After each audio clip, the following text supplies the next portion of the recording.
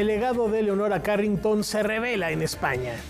En el estudio, aquí en vivo, Valentín Rincón, una institución de la música infantil. Así que tenemos invitadazo de lujo, Rafa. De super lujo, cómo olvidar esas canciones como la del Niño Robot, que el es niño robot, ¿verdad? Vamos Martín a platicar. Subaquito. Bueno, ya platicamos al ratito, porque si no nos llevamos a muchas historias. Qué gusto saludarte, Laura Barrera, amigos del auditorio. Hola, Laura Regis, en la traducción de Lenguas de Señas Mexicana. Y vamos a dar inicio a este programa con un nuevo recinto que ha abierto sus puertas y que tiene que ver con los derechos de habitar. De habitar el pasado, el presente, el futuro de la vivienda. Vamos a ver de qué se trata. Luego de 3 años de trabajos, esta mañana abrió sus puertas el Museo Nacional de la Vivienda, una iniciativa del Instituto del Fondo Nacional de la Vivienda para los Trabajadores, mejor conocido como Infonavit. El recinto museístico, único en su tipo en nuestro país, busca ofrecer a los visitantes una experiencia significativa para entender el papel de la vivienda en nuestras vidas e imaginar sus posibilidades de cara al futuro. El Infonavit, al dedicarse a vender créditos para que puedas comprar una casa, tú tomas esa decisión. ¿Dónde quieres vivir? Te ubica en un espacio, una realidad específica, y eso te va a determinar muchos de tus hábitos y tus interacciones sociales. Y esa es la reflexión que invitamos a hacer. En un espacio de más de 700 metros cuadrados, el museo ofrece experiencias interactivas a través de 7 núcleos temáticos que abordan aspectos como el derecho a la vivienda y la historia de la vivienda en México. Otra parte tiene que ver con el desarrollo urbano, otra parte tiene que ver con la vivienda del futuro y una más tiene que ver con diseñar tu propio espacio. El proyecto forma parte del espacio cultural Infonavit, que incluirá también una biblioteca pública especializada en urbanismo, arquitectura y vivienda y que será inaugurada a finales de este año.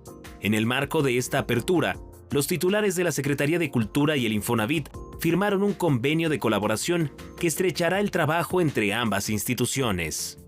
Este convenio nos da un marco de colaboración muy amplio en donde todas las áreas de la Secretaría de Cultura pueden estar vinculadas con este espacio cultural. La Dirección General de Bibliotecas, el programa Alas y Raíces y la Cineteca Nacional son algunas de las instituciones que sumarán contenidos y actividades a la programación del espacio, que eventualmente se convertirá también en sede de un semillero creativo. El Museo Nacional de la Vivienda está ubicado en la calle Gustavo E. Campa, número 60, en la colonia Guadalupeín. De martes a domingo, de 11 de la mañana a 6 de la tarde, pueden visitarnos aquí, entrada gratuita, y a reflexionar juntos por el derecho a la vivienda. Para Noticias 22, César H. Meléndez. Se han cumplido 80 años del nacimiento del Paricutín. Y hoy todavía hay temas muy importantes sobre los cuales reflexionar.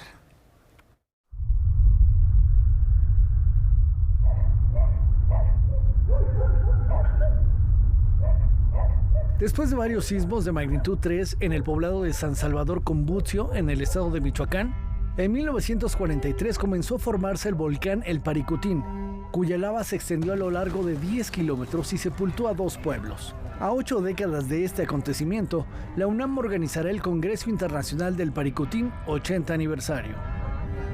El Congreso consiste en conmemorar al volcán Paricutín y tenemos 2 ejes temáticos para el Congreso.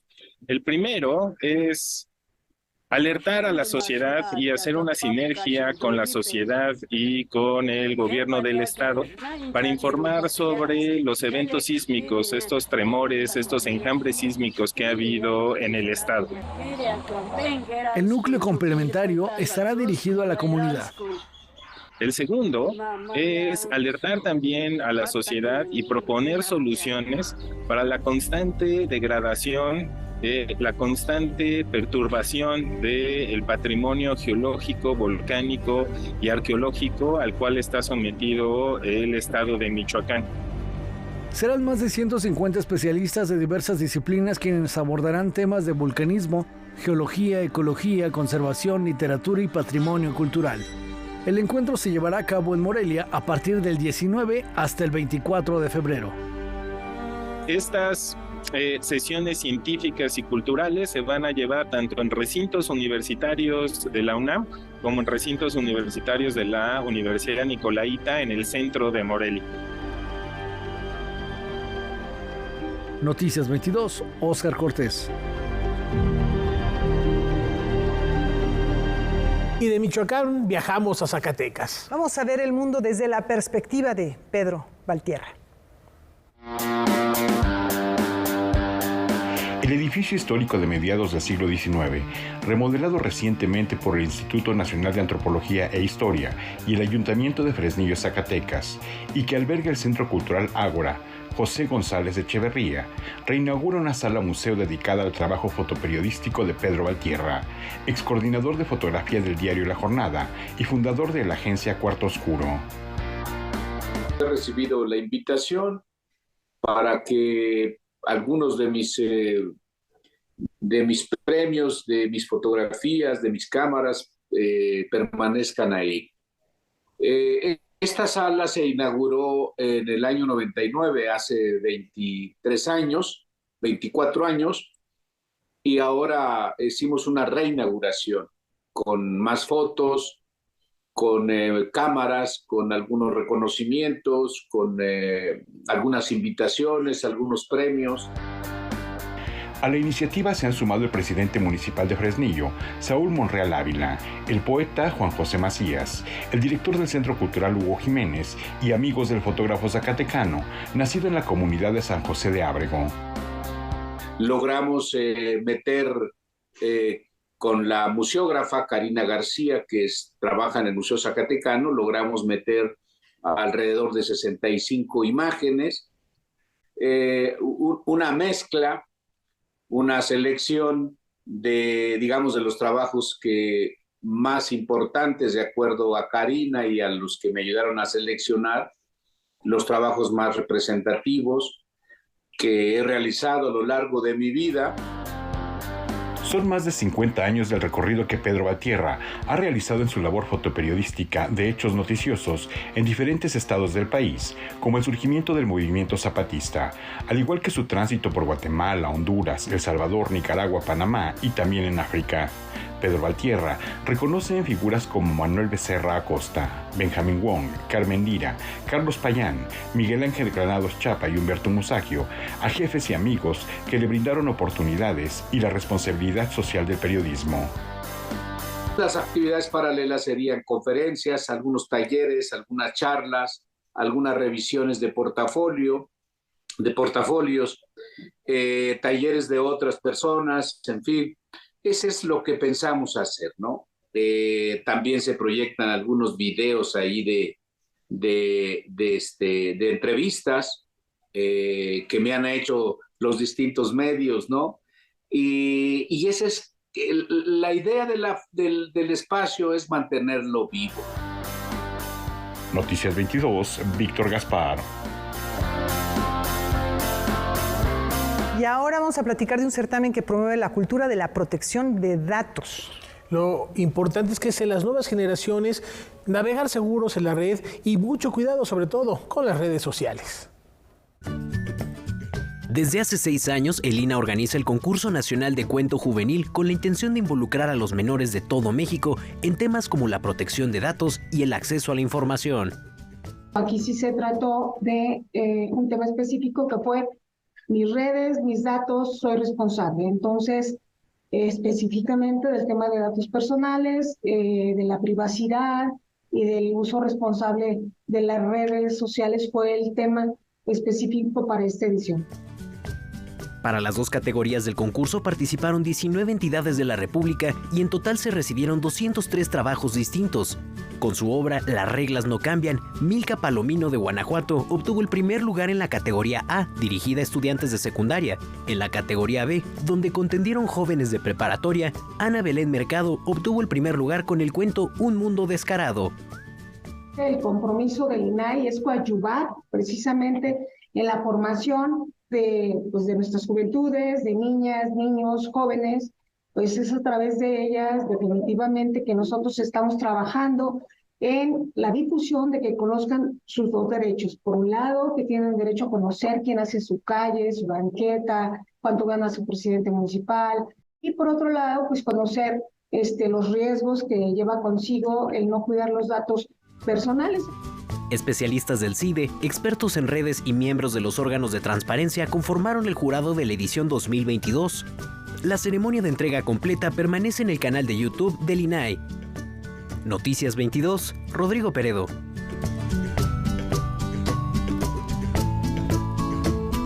Los cuerpos como territorios de la creación y la generación de nuevos públicos. Son algunas metas de este encuentro que vamos a conocer a continuación.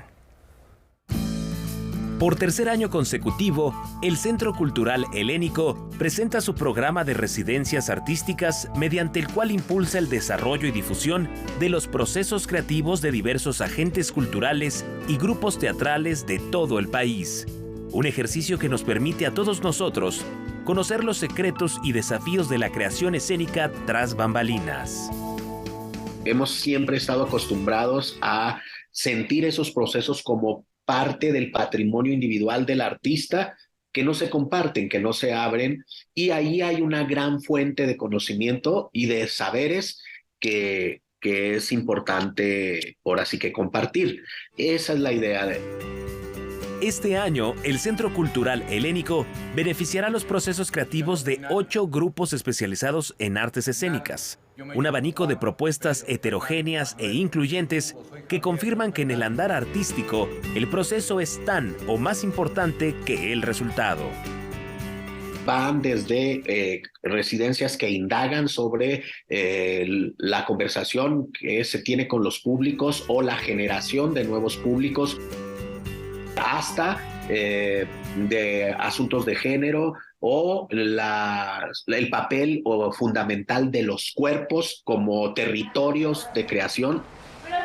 Tal como ha sucedido en años anteriores, en el mes de noviembre se presentarán los distintos resultados obtenidos en cada proyecto. Algunos de ellos, dadas sus características, permitirán conformar una pequeña muestra escénica. Algunas tienen previsto llegar a la concreción de temporada y de presentación de work in progress unas, y otras de productos terminados, es decir, obras a presentar.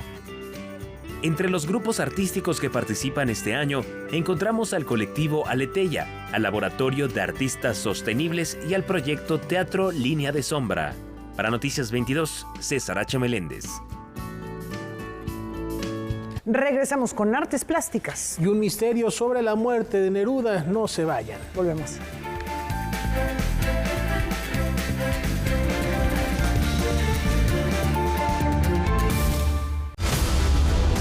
Cuando defiendo la democracia, defiendo el derecho que tienen tus hijos e hijas para tener un mejor futuro. Cuando defiendo la democracia, defiendo el derecho que tienen todas las personas con discapacidad de ser tomadas en cuenta. Defendemos a quienes antes no podían votar. Cuando defiendo la democracia, defiendo todo lo que hemos logrado las y los mexicanos junto con nuestro INE. Pero sobre todo, cuando defendemos la democracia, defendemos nuestro derecho al voto libre, porque el voto libre no se toca.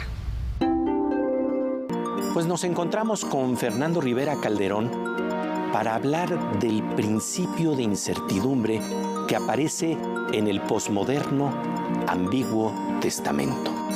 Muchas gracias, mi querido Pepe, y además les voy a platicar la historia de este humilde astronauta que es el primer hombre que va al espacio para hablar con Dios. Eso aquí, inédito, en La Oveja Eléctrica. Martes, 21:30 horas. Canal 22 presenta los mejores cortos pertenecientes a la 17ª edición del Festival Internacional de Cortometrajes de México. Reykjavik. Hay que esperarnos unas horas si no te tomas la otra pastilla. Avioncito. Cualquier niño encontrado fuera de casa será recogido. Niño localizado. Unidad 33.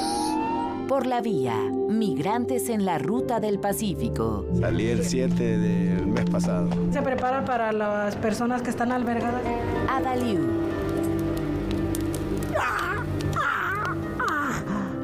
92 lágrimas. El diagnóstico es una hoja entera. Son un alivio las lágrimas. Shorts México. Estreno, martes, 22 horas.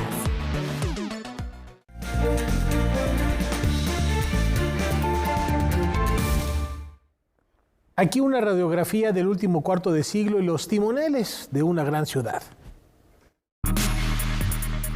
A través de la publicación Jefas y Jefes, el periodista Alejandro Almazán hace un recuento por las crisis a las que se han enfrentado los gobiernos de izquierda en la Ciudad de México.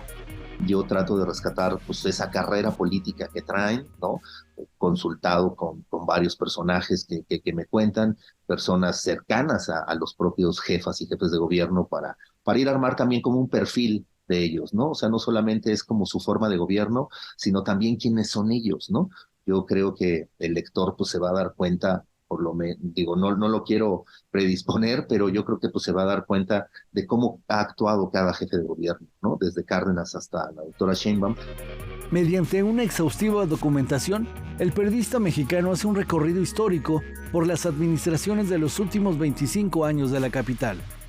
Creo que el libro va juntando como esas traiciones, esas pasiones, ¿no? Esos dimes y diretes de la izquierda, ¿no? Con tal, al final, como te lo dije hace ratito, de preservar el poder, ¿no? O conservarlo o defenderse para seguir teniendo el poder. Porque también el libro, bueno, parte de una idea de, bueno, ir a entrevistar a esos protagonistas, ¿no? Ir a entrevistar a los jefes de gobierno, ¿no? Desde Cárdenas hasta la doctora Sheinbaum, ¿no? Tratarlos de entrevistar para que ellos también me den su versión. Los protagonistas son muy distintos entre sí, tanto en el discurso como en las formas. Sin embargo, sus decisiones han forjado la ciudad que tenemos hoy. Van contando muchas de las cosas que operan en la ciudad, las grillas, y cómo la política a veces hasta por cuestiones emocionales, ¿no? O sea, de ahí es, ¿no? O sea, no es incluso por una cuestión ideológica, o política, ¿no? A veces casi todas son decisiones personales y cómo esas decisiones personales terminan afectando a una ciudad y que no les sorprenda en el 24 si llegan a perder la ciudad, ¿no? O sea, porque bueno, pues finalmente está latente. Siempre he estado ahí en el graderío de la izquierda, ¿no? El que aplaude, pero también avienta mentadas de madre cuando hay unas cosas que no nos gustan, ¿no? Entonces, este libro está escrito desde ahí. Noticias 22, Óscar Cortés. Espacio, ciudad y arquitectura conforman este bosque de columnas. La escultora Paloma Torres presenta en el Museo Calos una serie de columnas elaboradas con distintos materiales. Estas piezas, bueno, es el trabajo de muchos años y yo siempre había tenido como la necesidad de poner toda mi obra vertical junta, porque sí tiene una lectura con la que yo comencé a hacer columnas cuando visité por primera vez el bosque, el templo de los guerreros en Chichén Itzá, que es el templo de las 1000 columnas. Me quedé estupefacta, pero luego llegué a Saqqara en la sala hipóstila en Egipto y era una cosa que dije, ¿qué sucede? Yo quiero hacer eso, y entonces comencé a trabajar con la columna. El Bosque de las Columnas, título de la muestra, refleja el interés del artista por el espacio, la ciudad y la arquitectura. Y aquí lo más interesante es que este espacio es para que lo recorramos. O sea, a mí lo que me interesa es que el público se meta y camine y se dé cuenta y se mida frente a las esculturas y empiece a hacer esa lectura que por momentos vemos que la lectura ya no es horizontal, como leer un libro, se convierte en una lectura vertical. Las gentes que vivimos en las ciudades leemos verticalmente. Entonces empiezas a ver cómo va cambiando tu manera de ver la realidad, de enfocarte y cómo el entorno nos pertenece. Además de la muestra, la cual está conformada por 47 piezas, se han planeado diferentes actividades para la comunidad de los alrededores. Tú aquí vas a tener una cuestión sensorial, pero una cuestión que te va a llevar hacia un viaje interno, pero al mismo tiempo también hay un juego vamos a trabajar con la gente de la colonia. Los niños de la colonia Guerrero también van a estar involucrados en algunos proyectos en los que hemos pensado, el museo y yo, para hacer una serie de actividades. Gente de la tercera edad, hay un colectivo de escultores que vive aquí en la Guerrero. Noticias 22, Alberto Aranda.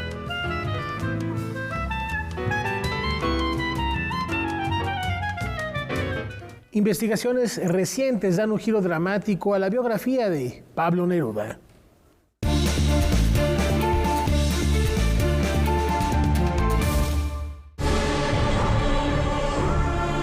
En septiembre de este año se cumplirá medio siglo del fallecimiento de Pablo Neruda, voz imprescindible del siglo XX, respaldada por el Premio Nobel de Literatura de 1971. 50 años después de su partida, podría reescribirse el final del poeta chileno, pues un nuevo informe pericial revelaría que el autor de Crepusculario no murió a causa de un cáncer de próstata, sino como consecuencia de un envenenamiento días después del golpe militar de 1973. De acuerdo con Rodolfo Reyes, sobrino de Neruda, después de una investigación exhaustiva de 6 años, expertos determinaron que la causante del botulismo fue una bacteria endógena hallada en 2017. Esto quiere decir que el organismo se gestó al interior del cuerpo, dado que el veneno estuvo presente en el momento del deceso. No se sabe hasta ahora cómo o dónde pudo ingerir la sustancia, pero Manuel Araya, antiguo chofer de Pablo Neruda, asevera que fue mediante una inyección en el abdomen por un agente secreto que se hizo pasar por un médico en la Clínica Santa María de la capital chilena. La publicación de las pruebas periciales se ha postergado en 2 ocasiones, pero mañana miércoles 15 de febrero se espera que por fin se entregue el informe completo a la jueza del caso Paola Plaza. Noticias 22, Rodrigo Peredo. Ya les habíamos platicado de la nueva etapa de la colección Voz Viva. Aquí una provocación para no perdérsela. Mi país es esta banca de piedra desde la cual miro el mediodía. Mi país es esta lentitud al sol. Mi país es la campana a la hora de la elevación, la fuente de las ranitas frente al colegio de niñas. Mi país es la emoción violenta. Mi país es el grito que ahogo al decir luz. Mi país es luz, el amor de luz. Cuidado, es la tentación que reprimo de luz. Mi país es el tamal que ahora mismo voy a ir a traer. Lo que usted acaba de escuchar es la voz de Elena Poniatowska leyendo un fragmento de la novela La Flor de Lis. Esta y otras grabaciones forman parte de la colección Voz Viva de la UNAM. Ahí encontramos autores como Carlos Fuentes, Salvador Novo, Juan Villoro y por supuesto a Carlos Monsiváis, con varios textos, entre ellos La máquina que extirpaba deseos obscenos. La felicidad de Anselmo fue muy efímera. Mientras perfeccionaba su invento, una mano desde los abismos y otra desde el aire coincidieron en su cuello. El ángel y el demonio que citaron a una conferencia de prensa para explicar lo sucedido, juraron a nombre de sus respectivos poderes que ningún aficionado intervendría ya en el destino de la especie. Pero el anuncio apenas se divulgó. Las mujeres siguieron en su ataraxia sublime y los antiguos machos se revolcaron todavía más en la inmundicia. El género humano se fue aletargando y al fin desapareció de la faz del planeta. Gracias al genio de Anselmo, el juicio final se adelantó en varios siglos y esta fábula jamás fue escrita. La lista es grande, los escritores muchos, entre los cuentos de Alberto Chimal, Bernardo Fernández Beff, las reflexiones de Adolfo Castañón y Raquel Tibol, destaca la poesía de Rosario Castellanos, Margarita Michelena, Dolores Castro y Coral Bracho. Esta última, mucho antes de compartir sus poemas en Twitter, grabó algunos textos para la colección. Este en particular se titula La voz indígena. La voz indígena es un dolor de voz que se apaga, de voz eterna y profunda, que así se apaga para nosotros. Noticias 22, Alberto Aranda. Hoy, 14 de febrero, en Zona Violeta, Patricia Betaza nos habla sobre violencia en el noviazgo.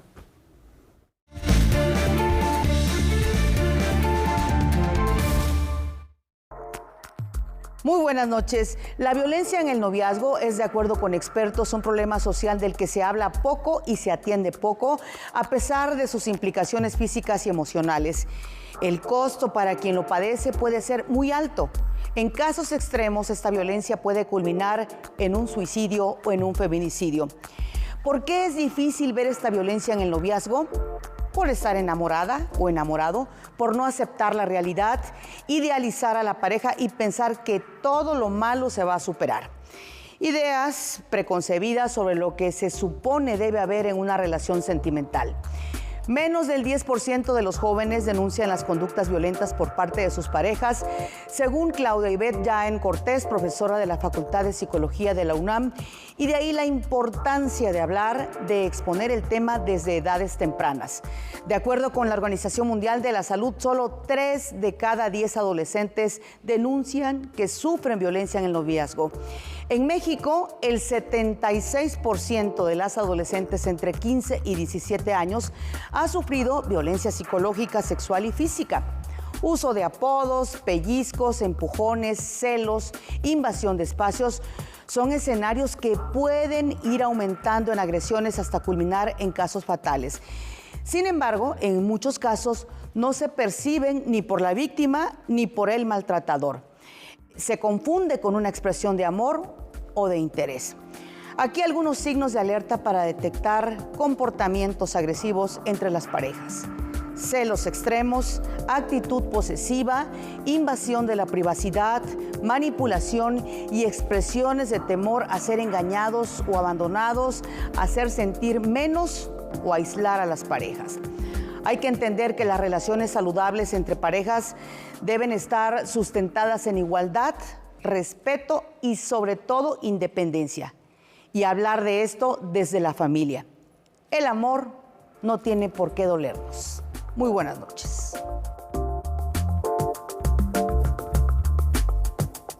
Esta noche en Debate 22, para hablar de los terremotos en Siria y Turquía, acompañan a Gaby Tlaseca, la analista del Servicio Sismológico Nacional, Delia Bello Segura, y la internacionalista del TEC de Monterrey, Iliana Rodríguez Santibáñez. No se pierdan esta charla. Al término de Noticias 22 se va a poner muy interesante, porque bueno, hay muchas aristas, muchas perspectivas desde las cuales ver los acontecimientos y los resultados que ha habido. Hay críticas también a los gobiernos, al gobierno de Turquía. No, y además una zona de guerra, entonces también la devastación no es ajena a ¿Cómo los llegar pobladores? a ayudar a la gente? Es muy, muy complicado. Y ahorita hay una crisis sanitaria muy delicada a consecuencia de estos sismos.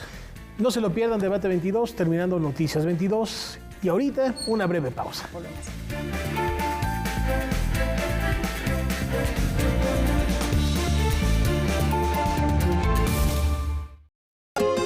Gaceta 22, una ventana digital que traspasa la pantalla de Canal 22. Tendencias, curiosidades, información y mucho más te esperan cada quincena en Gaceta 22, la revista digital de Canal 22. Tu entrada a la cultura en un solo clic. Gacetaamigos.canal22.org.mx. Porque la cultura se ve y se lee en todas partes. Pues nos encontramos con Fernando Rivera Calderón para hablar del principio de incertidumbre que aparece en el posmoderno Ambiguo Testamento. Muchas gracias, mi querido Pepe, y además les voy a platicar la historia de este humilde astronauta que es el primer hombre que va al espacio para hablar con Dios. Eso aquí, inédito, en La Oveja Eléctrica. Martes, 21:30 horas. Y líbranos del mal. ¿Cómo fue que lograste entrar a esta novela? Me gustan mucho los personajes extranjeros, los personajes que no terminan de encajar su mundo. Generalmente cuando empieza un cuento, sé cómo empieza y cómo termina. Háblanos de esa biblioteca. Aquellas bibliotecas del Antiguo Egipto, de Mesopotamia, eran bibliotecas asociadas a colecciones reales. Grandes personalidades platican con Silvia Lemus en los nuevos capítulos de Tratos y Retratos. Miércoles, 22 horas. ¿Cuál es la verdadera historia de las adicciones? El tabaco, curiosamente, en el siglo XIX no se prohíbe. ¿Cómo fue que todo inició? Cuando llegan los españoles traen el cáñamo a México, pero como una planta industrial, no como una droga recreativa. ¿Son legales o ilegales? El uso de estas sustancias puede generar una enfermedad. Aquí responderemos a estas y otras interrogantes. La historia de las adicciones en México. Lunes, 23:30 horas.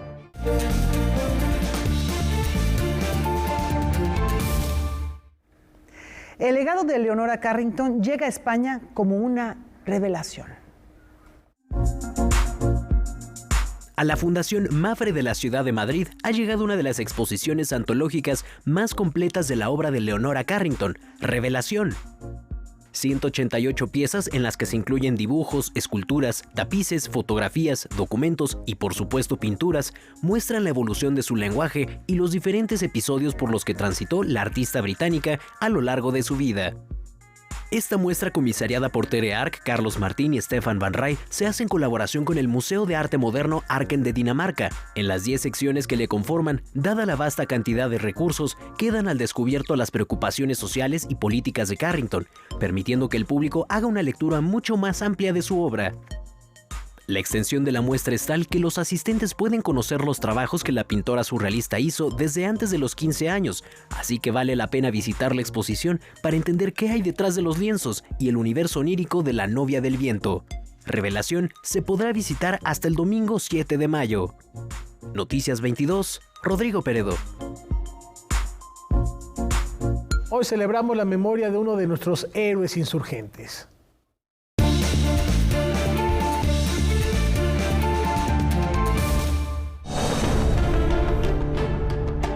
Han pasado ya 192 años del fallecimiento de uno de los pilares de nuestra historia. Un héroe que marcó el pulso militar y político, y un 10 de febrero de 1821, bajo la imagen del águila y en representación del ejército insurgente, selló el término de la gesta independentista abrazando a Agustín de Iturbide. Vicente Guerrero nació el 9 de agosto de 1782 en Tixla, territorio que hoy lleva su apellido. Se formó en el seno de una familia abocada al campo y al transporte de mercancías.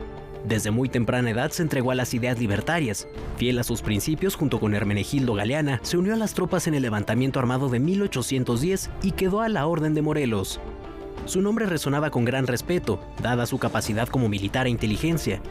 En 1822, a la coronación de Iturbide como primer emperador de México, se unió a la rebelión a favor de un sistema republicano junto con Antonio López de Santa Anna. En 1829 sería la segunda persona en asumir la presidencia de México. Logró impulsar la reforma agraria y a su vez la educación gratuita.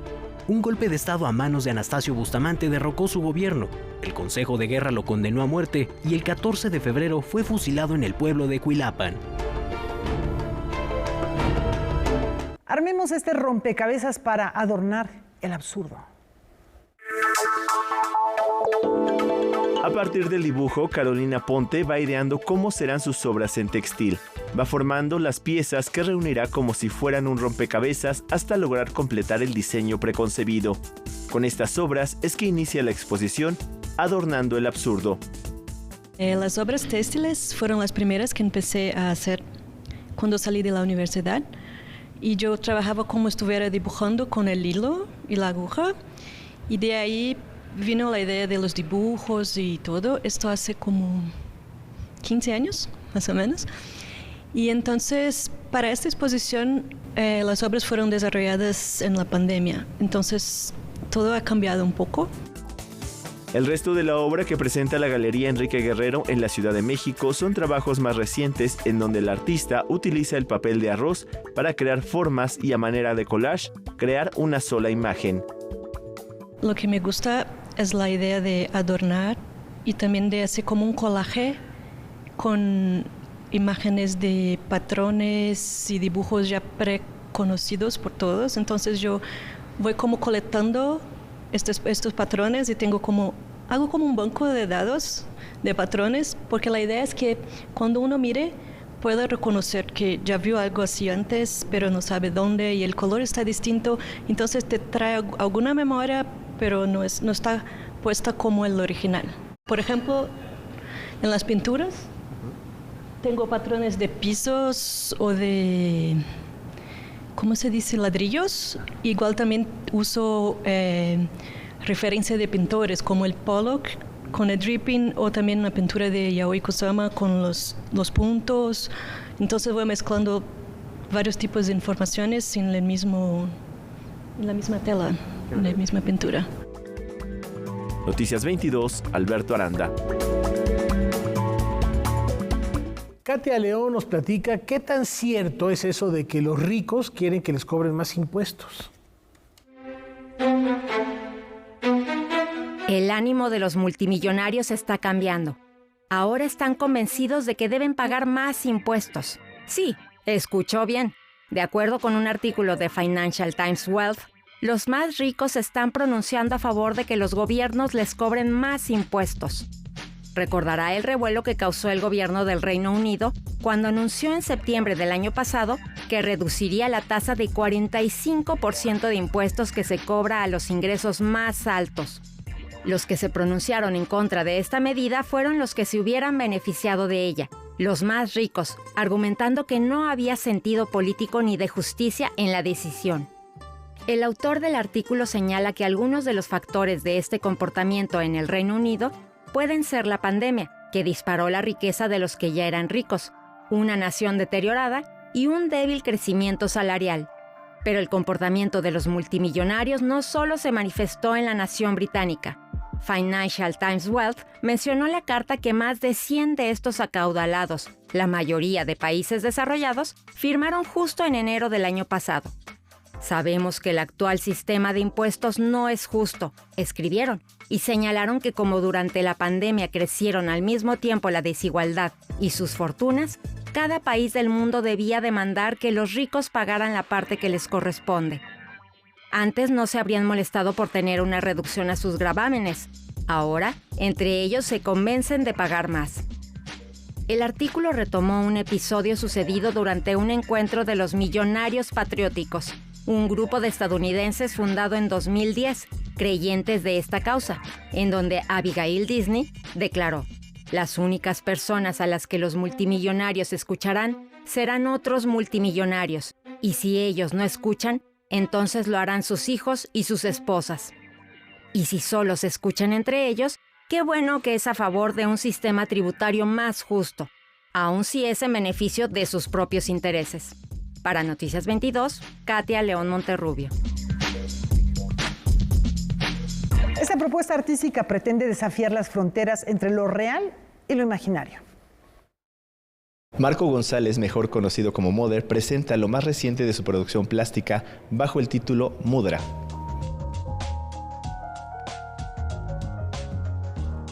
Los trazos y el estilo ya los traía. Normalmente el arte que hago está compuesto de un estilo retro cartoon y de influencias del cómic americano y el graffiti, ¿no?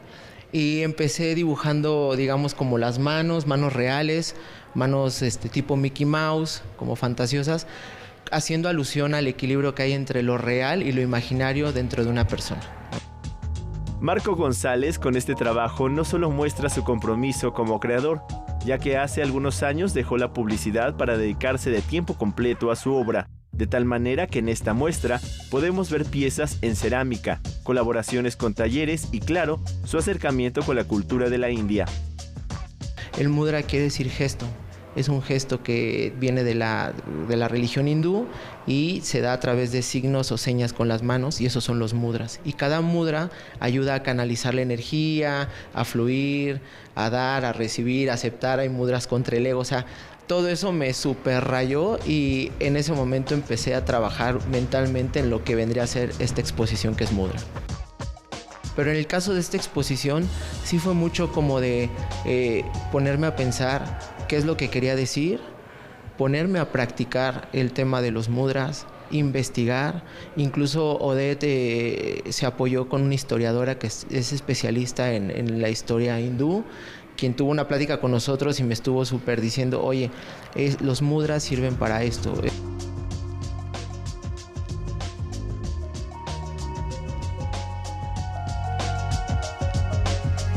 La exposición de Mother estará hasta el mes de abril en Casa Milán. Reportó para ustedes Alberto Aranda. Tenemos una pausa y al regresar, Rafa. La vaquita de Martín, pasteles de lodo, niños robots, el imaginario de nuestra infancia presente aquí en Enfoques. Volvemos.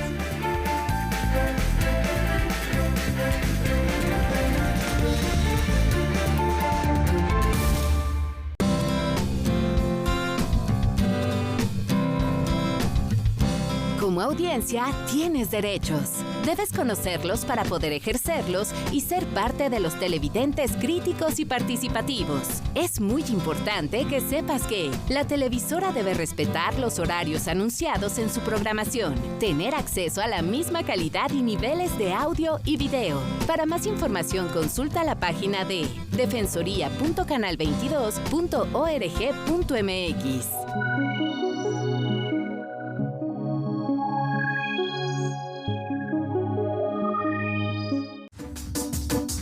Es considerado una de las figuras más importantes de la cinematografía nacional del siglo XX. Macario siempre me gustó. Sabía que lo firmaba Craven. Escogí los 100 mejores corridos y los grabé. Ignacio López Tarso, Pantalla de Cristal, primera parte, celebrando 98 años de Ignacio López Tarso, sábado, 17 horas. Más de 35,000 muertos han dejado los terremotos que sacudieron a Siria y a Turquía el pasado 6 de febrero. Estos terremotos ya son los más letales en la historia de esta región. La situación política, social, económica y geográfica han hecho mucho más devastadores estos sismos para la población que sigue sufriendo los embates. Siria lleva, por ejemplo, 12 años en guerra, mientras que Turquía vive en manos de un autoritario con 20 años en el poder. De eso hablaremos hoy en la noche en Debate 22, así que los espero, por supuesto, en esta mesa de martes. Hoy, 21 horas.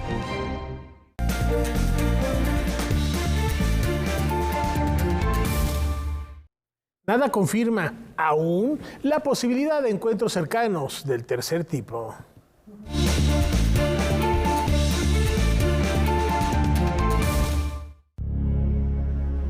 La gran pregunta, ¿hay vida en otros planetas?, sigue en el aire.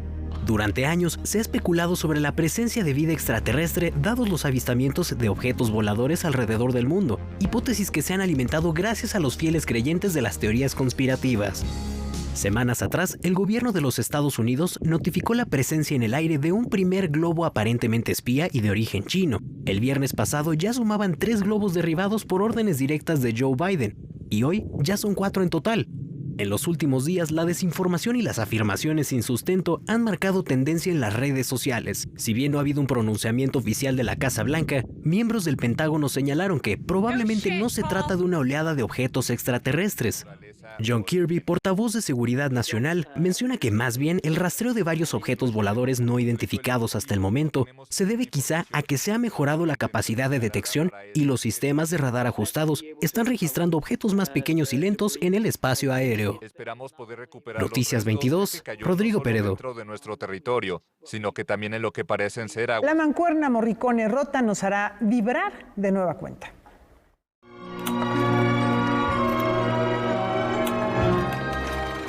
La Orquesta Filarmónica de la Ciudad de México celebra la obra y la música de Ennio Morricone y Nino Rota con un cineconcierto en la Sala Silvestre Revueltas del Complejo Cultural Olin-Yolistli. Este año cumple 45 años esta gran orquesta del país y quisimos empezar a hacer otro tipo de sinergias con otro tipo de disciplinas y por supuesto el cine es mágico y es muy poderoso. Para este evento fueron seleccionadas 13 piezas que serán interpretadas mientras se proyectan en la pantalla imágenes de las películas para las que fueron creadas. Tenemos, por ejemplo, Cinema Paradiso, Bastardo sin Gloria, El bueno, el malo y el feo, ya te comenté lo del Padrino, Madeleine, en fin, hay muchas piezas.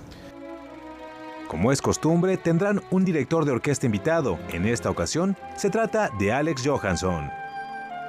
Solamente es un concierto, es muy complicado, es única ocasión que se presenta un homenaje a Ennio Morricone así en México y yo creo que en ninguna parte del mundo ha sido tan accesible. La cita es el próximo sábado 25 de febrero a las 18 horas. Los boletos ya se encuentran a la venta. Noticias 22, Julio López. El rock del changuito, el oso peludo, el trenecito, ya decíamos la vaquita de Martín. Bueno, hablar de los hermanos Rincón es hablar de una tradición musical que ha construido la memoria infantil de muchas generaciones y hoy en Enfoques celebramos esta historia.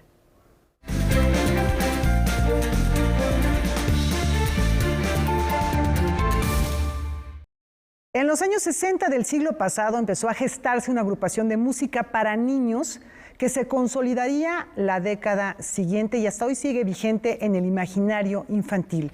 Libros, discos, espectáculos, programas de radio forman parte del legado construido por los hermanos Rincón. Uno de sus integrantes más queridos, Valentín Rincón, está aquí en vivo con nosotros para platicar de sus proyectos, de novedades que tiene que presentarnos a todo el público, a las generaciones que hemos seguido la trayectoria de esta agrupación. Valentín, ¿cómo estás? Gracias por estar aquí. Pues muy emocionado de estar en el Canal 22. Otra vez, porque ya había estado, pero hace varios años. Varios años, ¿verdad? Sí. Sí, al ratito les vamos a tener una sorpresita precisamente de un material que seguramente no conocen, que tenemos aquí en la videoteca de Canal 22. Por lo pronto platiquemos, Valentín, un poquito de la trayectoria de los hermanos Rincón. Ustedes nacen en la década de los 60, ya en 1972. El nombre de los hermanos Rincón está establecido. Es un México muy diferente al de hoy.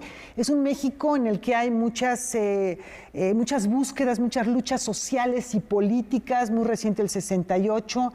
¿En qué contexto nace la música de los hermanos Rincón? Bueno, ahí estaba la nueva trova. ¿Cómo influyó todo ello en la construcción del grupo? Mira, digamos, todo el contexto en esa época, podríamos decir que la principal diferencia es que había menos violencia y menos exigencia de rapidez en los medios. Pero sí, lo que acabas de decir es muy cierto, estaba la nueva trova.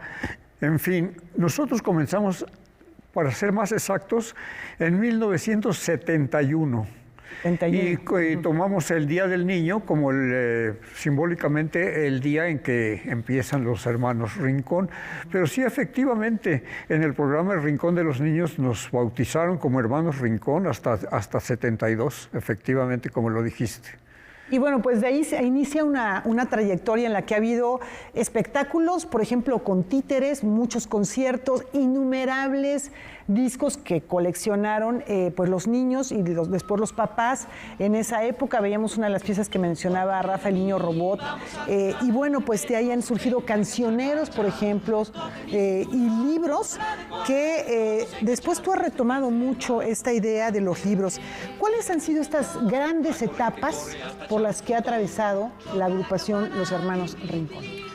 Bueno, mira, al inicio pues nos presentamos en la carpa geodésica, en el Chopo, y dábamos funciones con poquita gente al principio, y entonces pues vimos que les gustaba a los niños, a los papás, y se fue aumentando. Y también una cosa creo importante es que fue aumentando en nosotros el sentido de responsabilidad, porque pues las mamás, los papás y los mismos niños nos agradecían. Entonces comprendimos que era importante lo que estábamos haciendo de las canciones para niños. Y seguimos, pues eso te estoy hablando de hace más de medio siglo, de verdad, de 1971 cuando empezamos. Y las grandes etapas fueron, nos presentábamos en el público, fue aumentando el público y empezamos también a viajar. Fuimos a muchos países de Sudamérica, a un encuentro que se llamaba Encuentro de la Canción Infantil Americana y del Caribe, Latinoamericana y del Caribe.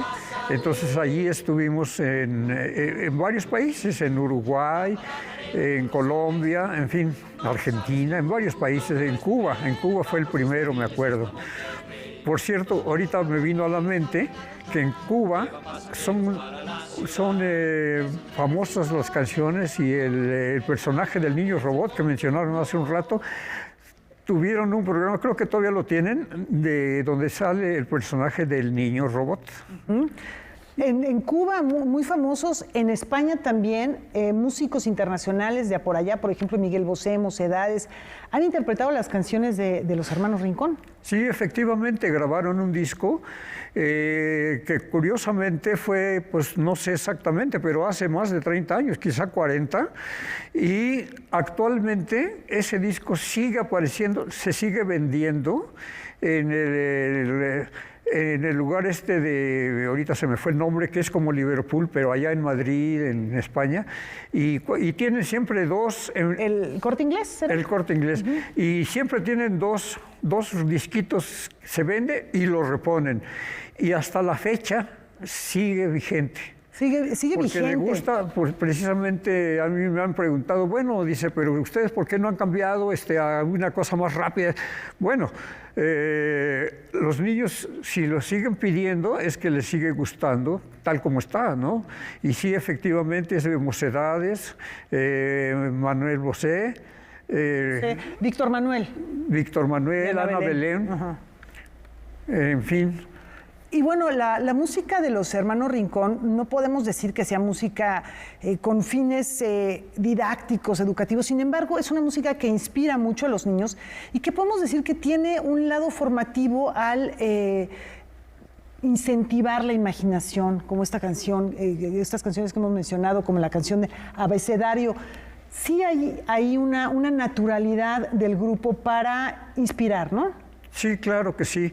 Bueno, por cierto, el Abecedario fue un disco, bueno, y sigue siendo, de una canción por cada letra del alfabeto, y la idea fue de Óscar Chávez, que fue el que nos impulsó al inicio a que grabáramos, a que estuviéramos en Polygram Discos.